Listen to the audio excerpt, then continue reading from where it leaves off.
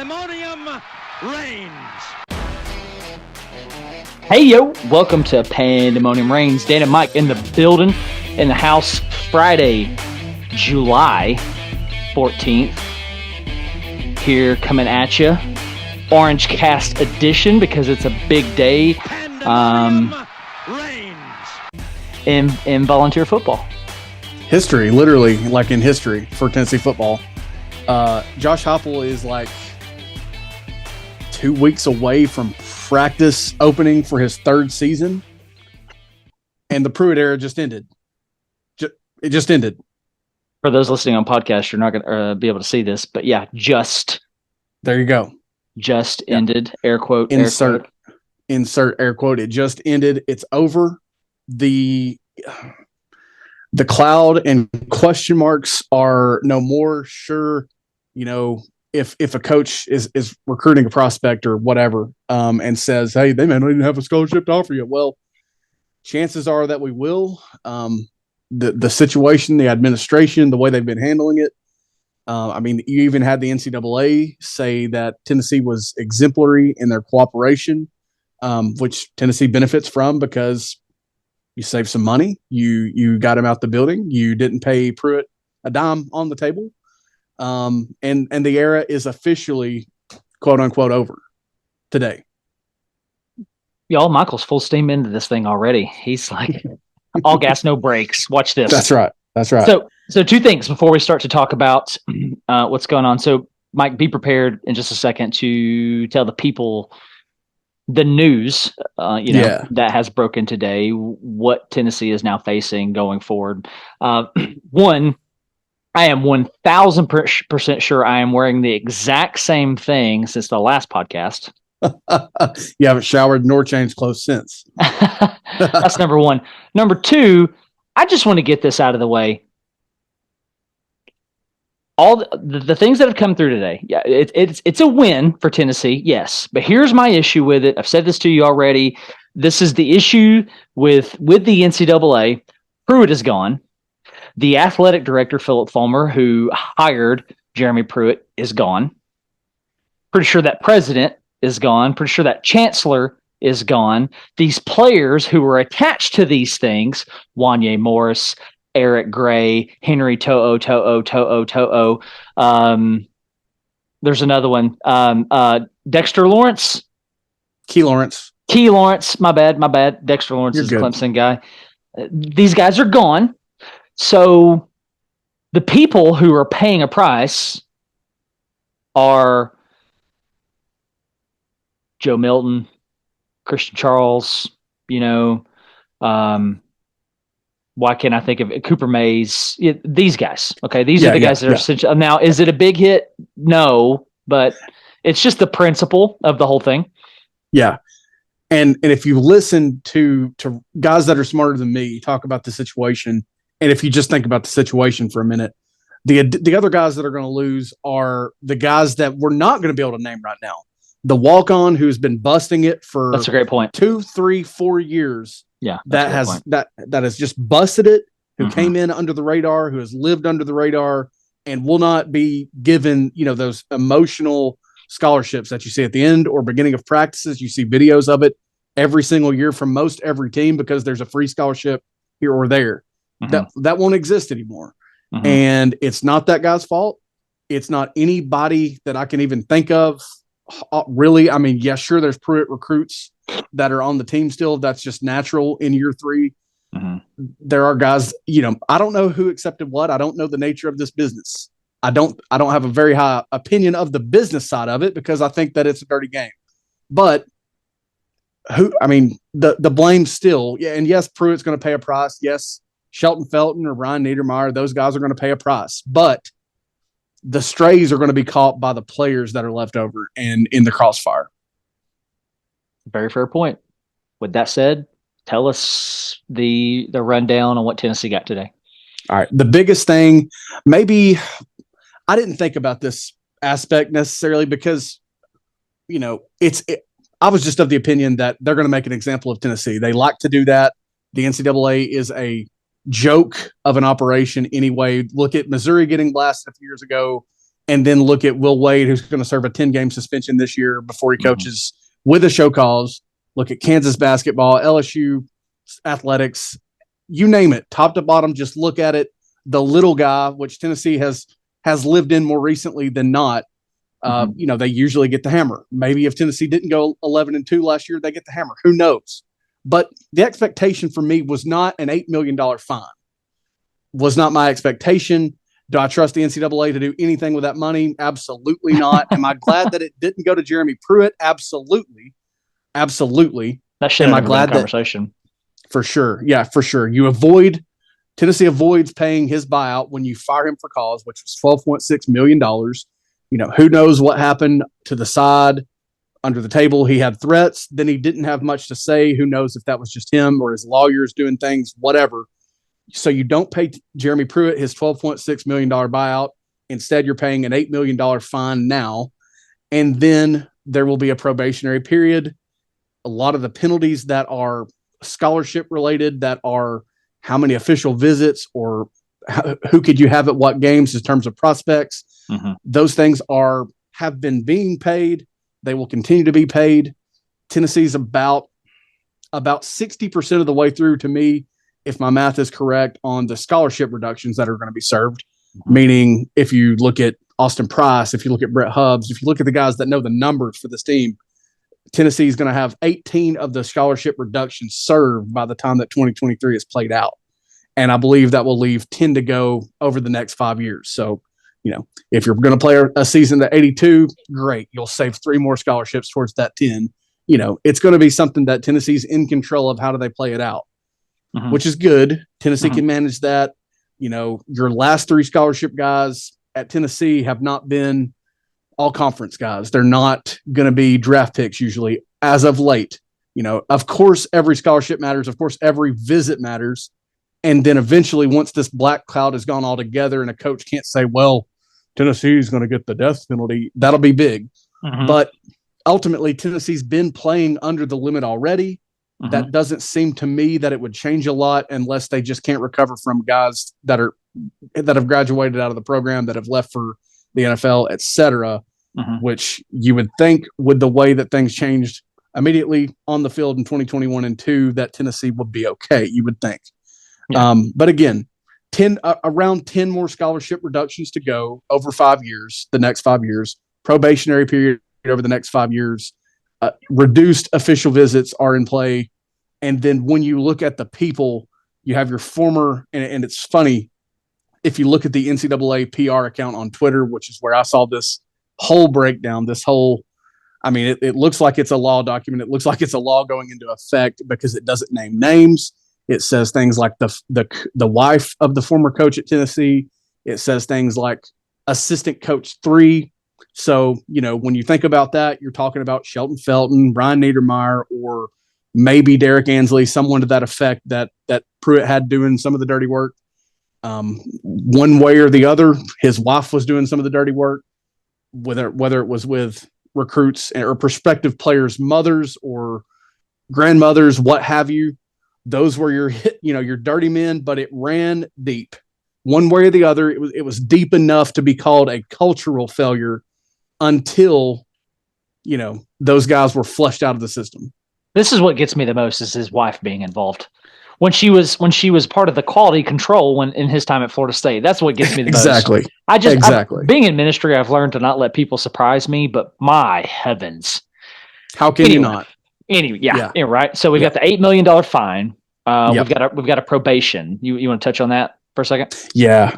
Basically, and it's like at this point, today with NIL in effect, how do you actually get in trouble? Do you have to go to the extreme of Reggie Bush or something to that effect? Fab Five, something crazy. You got to be giving out houses and cars to get in trouble. I don't know, but you're on probation. So do nothing to catch the compliance or the Committee on Infractions or the NCAA. Stay out of their radar, walk the line. Your NIL, which I, thank goodness for Spire Sports. They've been on it since before day one of legality in NIL. They've been gearing up to be in the position we're in now. running a smooth operation and a peaceful operation, unlike some compatriots in the SEC. But stay clean in my eyes. Do nothing to get on the radar of any disciplinary issues or any impermissible benefits. You better stay clean. To me, this is just it's a not the only factor is the negative recruiting piece, which I mean, Tennessee's recruiting just like they did under Dooley, under Butch, under Pruitt, if not a little bit better. Nothing much has changed. Better. It's not like Pruitt. Exactly. It's not like Pruitt was tearing up the game. He had a great class in 2020 until the season started falling apart, and then until this news came out of his transgressions. Until those matters came to light, there was a stellar class, but obviously we know that it wasn't above bar.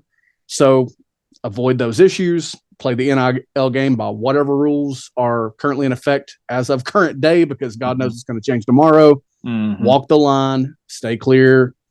I trust this administration. I mean, honestly, I would trust this administration with my life, because who would have seen not just football being in the shape that they're in when we haven't been in that shape very often of late.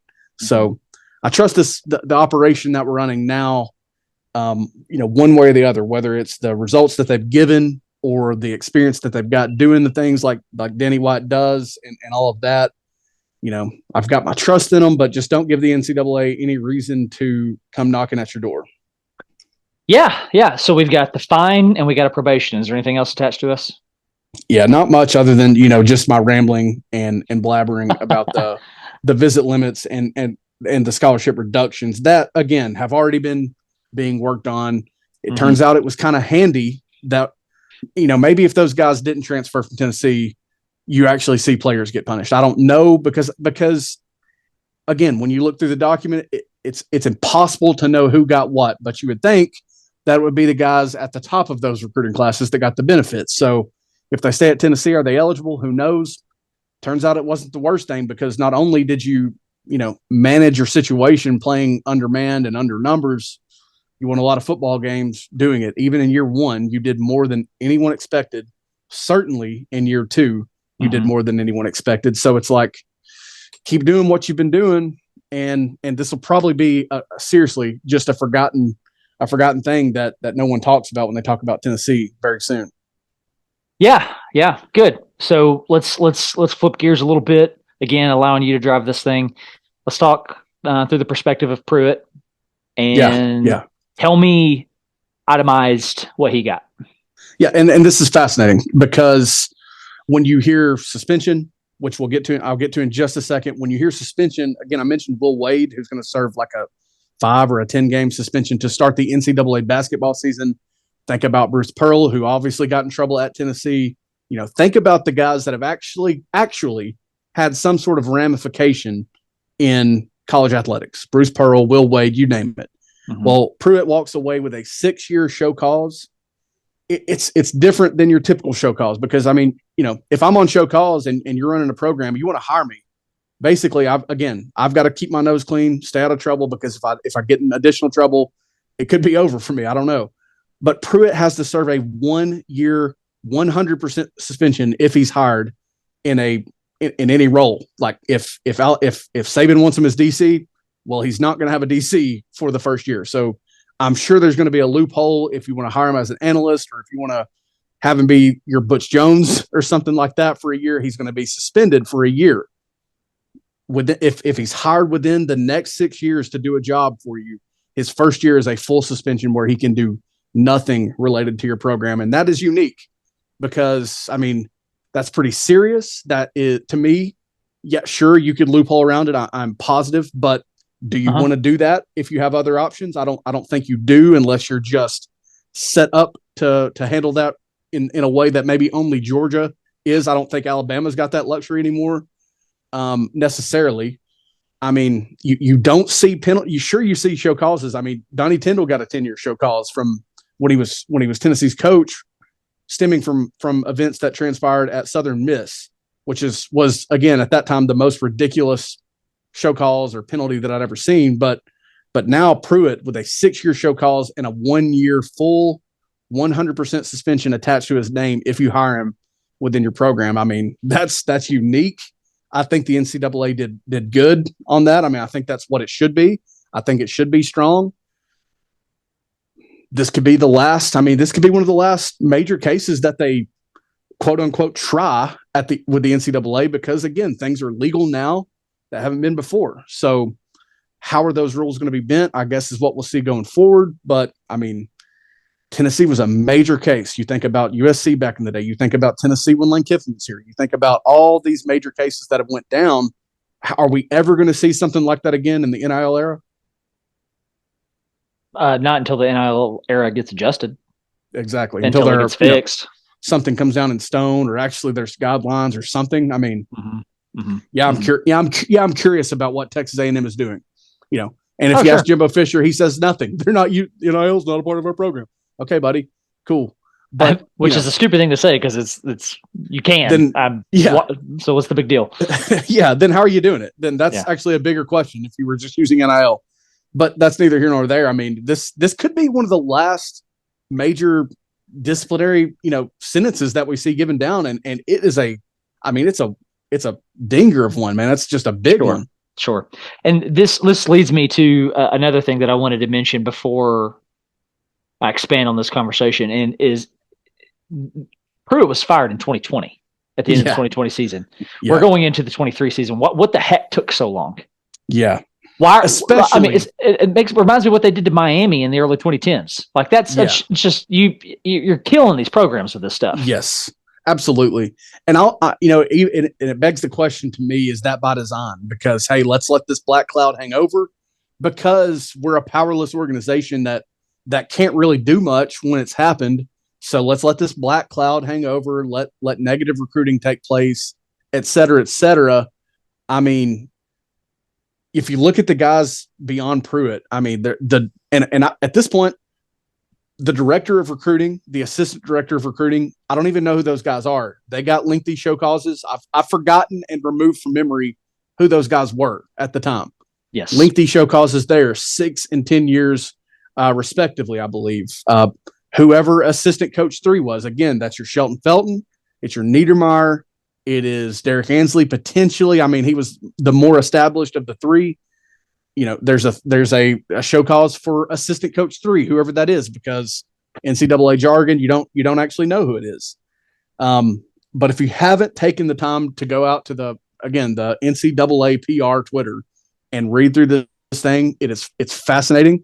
I think it could be, again, one of the last ones of these things that we see. Mm-hmm. And I mean, again, I think on the whole, Tennessee wins because there's no bowl ban, there's no postseason ban. Sure, there's some strays that will hit players, that hits the program, and some additional probationary time. But I think that they slapped on the wrist and handcuffed the people that were responsible for the crimes better than the innocent in this case. Sure. It's funny, as you were talking, I got a text from my wife's uncle, Auburn grad. His 3 boys, 2 of them have graduated from Auburn. Youngest one going through Auburn now. Auburn's in their blood. So anyway, sends a text, obviously with the article, and he says he didn't come up with these techniques on his own. I wonder where he learned it. Yeah, right. So I'm not gonna make any assumptions or anything. Appreciate Uncle Kevin for listening in, but on that note, I mean, it doesn't take a rocket science to figure out how to funnel money to somebody. Could he have learned it from Saban?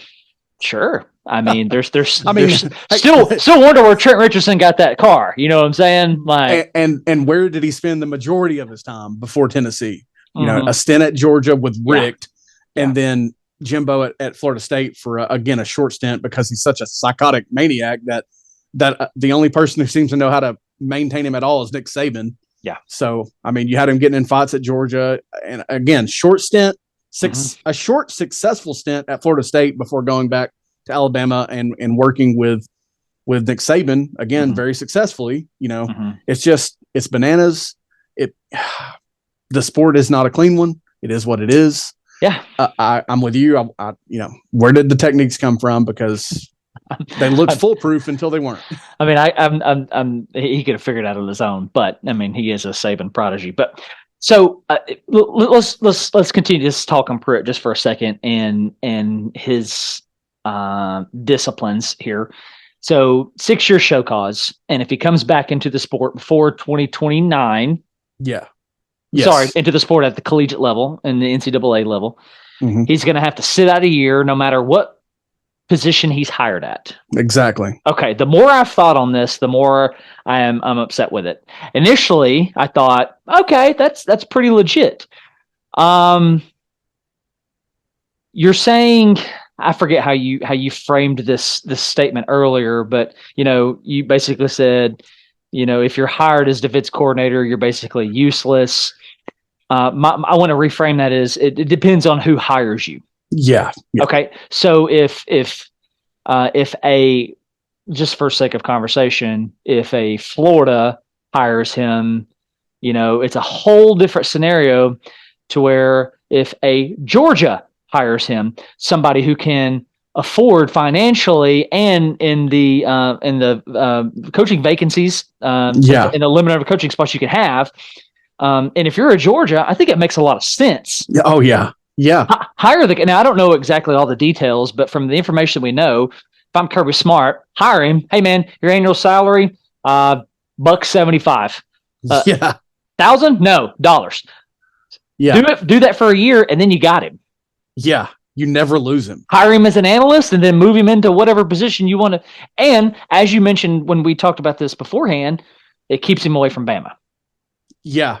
And, like Kirby's nearing levels where, Bama's going to have to worry about him instead of him worrying about Alabama. But, like, there's just a few options for me in my mind when I think about Pruitt. And the NFL thing was a short 1-year stint in New York.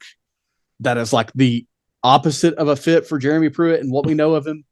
Right. Again, he couldn't stick with Mark Richt in that program. He didn't stay with Jimbo Fisher, and when they were at the height of their most recent success, championship level success, he didn't stick there or stay there, and then he was back at Bama. So like if you're Alabama and you want to put him on a $2 salary for a year to where he literally does nothing, and then let Kevin Steele ride off into the sunset, that seems like an option. But he's going to have to walk the fine line, which is not as big of a deal at Alabama as it is in other places. But think about it. If Kirby's smart, if he's thinking forward here and he says, well, I've already had one defensive coordinator poach for a head coach, that's only going to keep happening. Jeremy Pruitt will never be a college head coach again. It will never happen. When I say never, it will not happen within 10 or 15 years at all.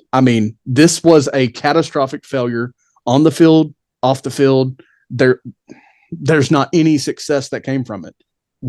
Seriously, where's the success that came from him being a head coach? Oklahoma can chalk up some success based off of it. That's about it. Yeah, they sure landed some players there, didn't they? But, honestly, you're not going to lose the guy. Alabama has been hit for years in the process of losing assistant coaches. Georgia's nearing that level again with Dan Lanning, with losing my man that was the offensive coordinator there prior to Mike Bobo coming back. My goodness. Whittingham. No. Dillingham. Goodness gracious. No, Georgia. The guy that went to the Ravens. Yeah. I don't know. Names. I'm getting old, bro. Getting old. Me too. But again, they're starting to experience that thing where, hey, you're the hot team. We're going to take a chance on your assistant because we're not going to get the guy. We're going to get the assistant. Monken. It's already happened with Todd Monken. My goodness. So, I think a program like that, like them in Alabama, are about the only places that can afford to take a chance like that. Maybe some other programs we'll stow them away for a year. We'll have them walk the line for 5 more years. That's a risk, especially if you're not cooking on all other cylinders. That's just a huge risk in my mind. Mm-hmm. So I think it's really a cheat code way to get ahead of the game defensively. Have a solid coordinator who is never going to get poached away. Who, if you can just maintain a relationship with, you should be looking at a lot of defensive success. I'd be curious to know the fine print inside of his show cause? If he's hired, does he have to stay with that university for the duration of the show cause? Things like that. Can Georgia come in and hire him? Is there a bottom, or a floor annual salary that has to be met? I mean, who wants to pay six figures for somebody who's not allowed to do anything? Yeah. So I'd be curious, and that's what we're basing this discussion off, because we don't know these details. So I really hope and pray that the Lord in his goodness has fine print inside of his show cause. Yeah. So anyway, so I kind of want to wrap this up with a couple of these comments that I found on Instagram, Twitter, and talk about this. And the first one that I want to mention is this guy saying that this would be totally different if this was Miami, University of Miami. Okay.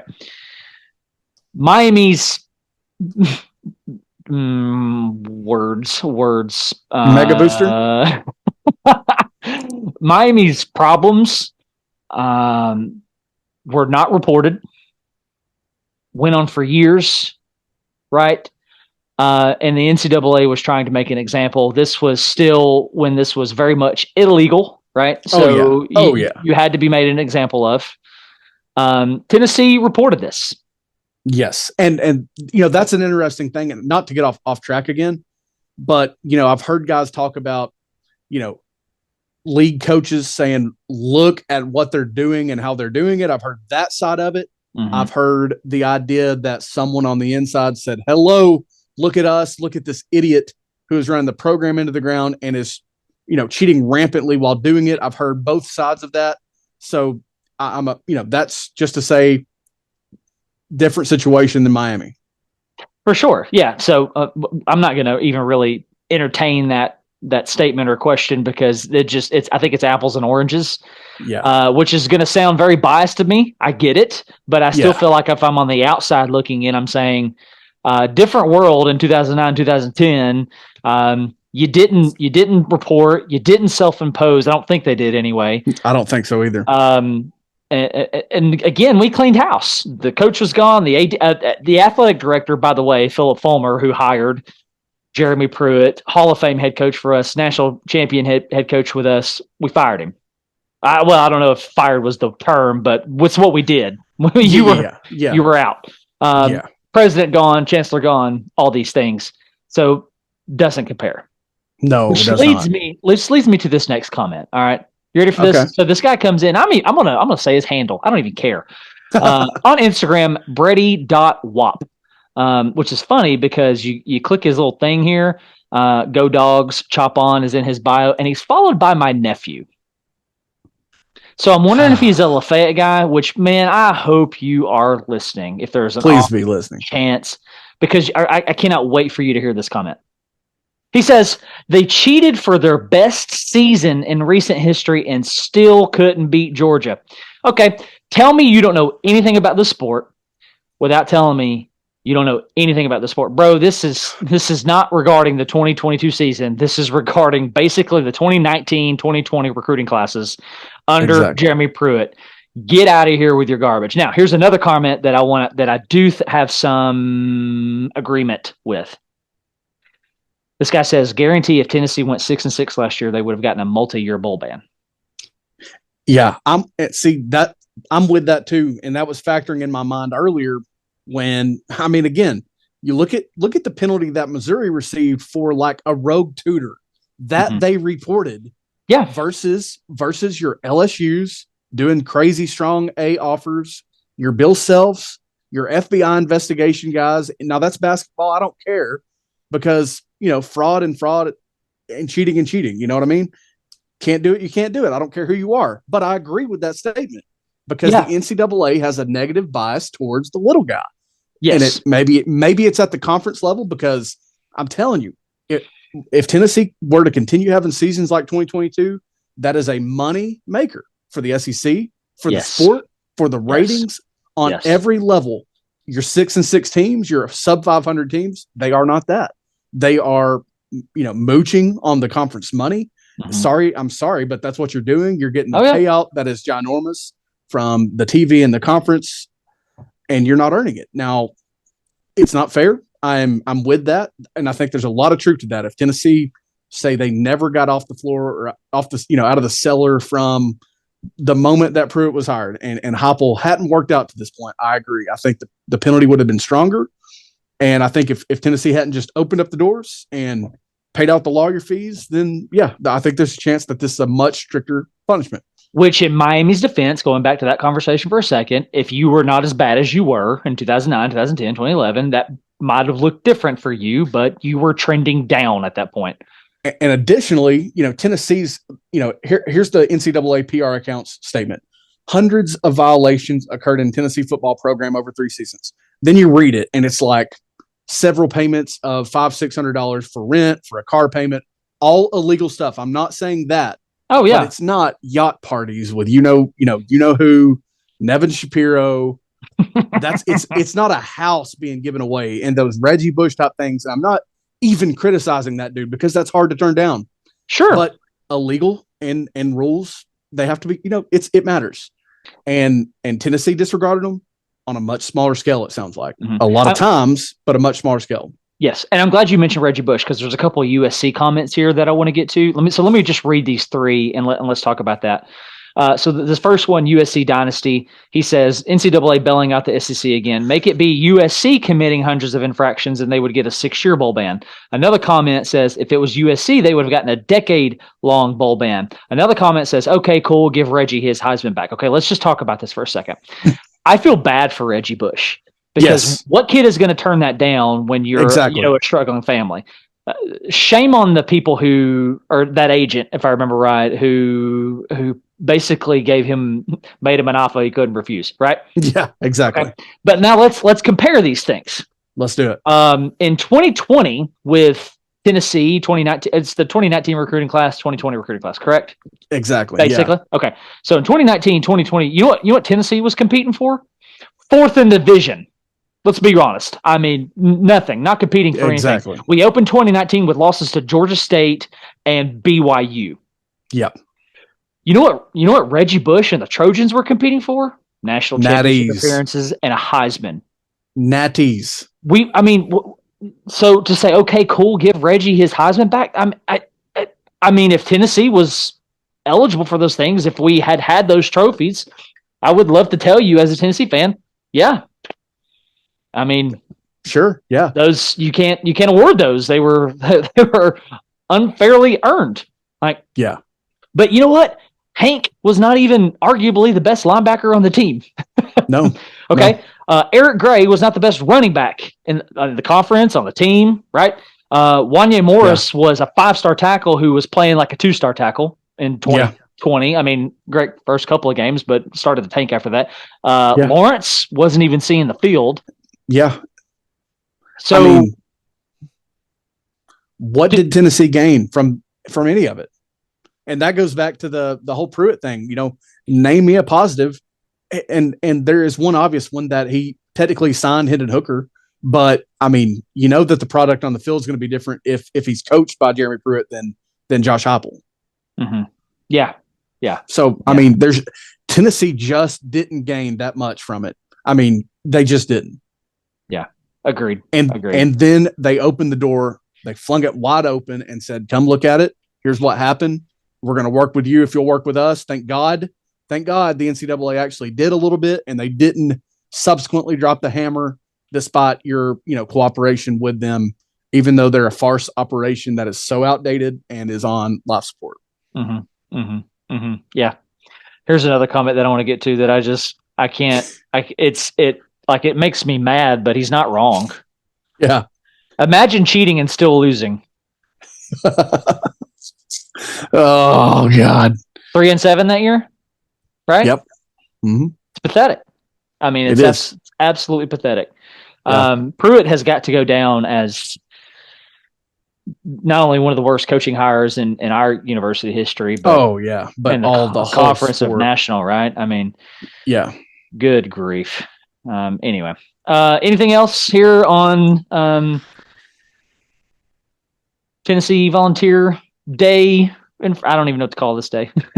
It's honestly, it's a bit of a vindicating day, but I feel like I had a thought a minute ago that it's now, of course, left me. But No, I mean, again, net positive, you save a few million that you probably end up paying out in lawyer fees and litigious matters, but you didn't pay it to Pruitt. That's a win for me. If you had paid him to go away and covered this mess up, you're probably looking at much, much stricter penalties and, who knows what. So I'm glad that wasn't the case. I'm ashamed that we ever hired the man because, again, I can't think of many positives. The only thing I could stretch is that he got some guys opportunities and scholarship offers and things that they probably would have got anyway. So there's just not many negatives. I mean, not many positives, excuse me. So glad it's over. And, we're approaching the territory where he won't even have a fingerprint on the program anymore. Once this probation ends, once his guys that he recruited are out of the program, and I'm not rooting against those guys or saying, give me Heupel's recruits or anything like that. I'm just saying, we're only getting further away from Jeremy Pruitt, and I think that's a great thing. Nothing much more to add. Bye, Pruitt. Bye-bye. Closing thoughts here. I do wonder, you and I talked about this before hopping on, what Fulmer's involvement was, what he knew, was he involved? You'd like to hope that he wasn't, but it's a dirty sport. And, I'll just repeat what I said to you over the phone. Shame on him if he was involved, and especially for ratting out Bama the way he did in the 90s and being involved in something like this. Hope he's not. Hope he wasn't. Shame on Jeremy Pruitt's wife. My gosh. Yeah. I mean, come on, Casey. I'll drop your name if the NCAA won't. Casey. When she was basically doing quality control for Florida State during his time there and knew all the ins and outs and was basically the face for recruits during this stuff. I have no words. Just unbelievable. It's an unbelievable sport. It's unbelievable what people will do to win. And, again, not sad that it's almost over. The only two words that come to mind when I think about that is Pandemonium Reigns. Amen, baby. It does. It does rain. And soon, and very soon, we'll have much more intriguing topics to talk about. What's coming out of fall practice? What's going to happen against Virginia? I mean, it only goes up from here, folks. So what do they need to do, Dan? What do people need to do? They don't need to funnel money to 18-year-olds. That's what they don't need to do. That's for sure. They need to hit the subscribe button. They need to watch the videos on YouTube. Oh, yeah. They need to share That's what you're getting at. with everyone that they know. I mean, everyone that they know. And you need to really drop your thoughts. I missed it. Dude, it's all good. It's been a long week. We'll get there. They need to share the podcast. They need to share their thoughts with us. Where are we wrong on it? What did we miss? Hit us up. We're trying to get better a little bit at a time, unlike Butch Jones did. Yep. I'm Dan. He's Mike. This is Pandemonium Reigns. God bless. Go Boss. UBO. Pandemonium Reigns.